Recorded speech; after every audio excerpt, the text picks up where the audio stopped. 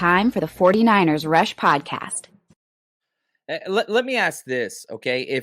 I'm going to ask you two questions. If you had to create your depth chart right now versus your depth chart just at the center position, week 10. All right, let's throw that out there. So, what does your depth chart right now, if you were making the choices and at just a center, screw everything else, what's that stack up like? I think right now it has to be Brendel because you have the injuries to Brunskill. I actually thought in training camp Brunskill was pushing Brendel in every area that didn't include actual snaps because the Yeah. blocking and everything he was doing was a little bit better than Brendel. But arm between his legs is an issue for him. He doesn't look like a natural center, but I think that would come.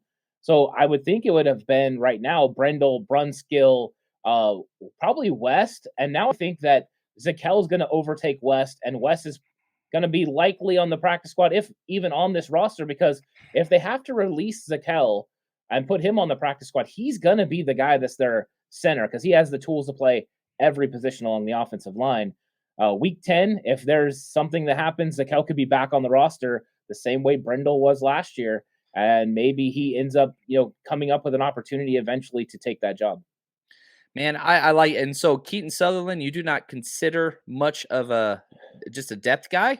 Yeah, I mean, you know what's bad is Sutherland. I watched him at practice, and they were giving him reps at center, giving him reps at guard, and there were times when I was like, "Hey, okay, Sutherland, like I get why they like this guy." And then you would see him just have absolutely terrible snaps, and it's like I thought you were a center. I mean, I would have, as a coach, I would have been very upset with my center with how he was missing because he was getting ahead of himself as far as going to make a block before he got the ball to the quarterback, which we know rule number one, make sure your quarterback gets the ball first, then make your block. It was just simple things like that. I expected from Daniel Brunskill. I did not expect those from Sutherland, and I think that might be the reason he doesn't end up making this roster. Yeah, I agree with you there. And on top of that, I think that's the thing with West is he's got so much experience snapping, whereas Zakil has almost none. And so it's a slow play. This is slow play. This is slow develop. The one thing I was hoping was Jason Poe as well was getting snaps there, but that didn't happen yet, to my knowledge. But long term, if I was a betting man, and I am, Ant, I would say starting center next year, Nick Zakelj or Jason Poe right now. That's at least what I'm hoping for. That wouldn't surprise me because I think that they do want one of these young guys to take over the role. The question is going to be Poe because I think they like him at guard because of the pulling. What he can do when he's pulling from that guard position. The athleticism it jumps off. The problem is you have Burford and Banks, minus Burford moving to tackle next year when, if Mike McGlinchey ends up walking. I don't know if there's going to be an opening for Poe, so his only possibility could be center. Do you think Burford moving to center is a possibility? I don't think Burford to center. I think he's either going to be a guard for the next 10 years for the 49ers or the eventual replacement of Mike McGlinchey. I think those are the two kind of options with him. He's just nasty. Dude, if he can just lock down, imagine Banks and Burford at guard for 5 years.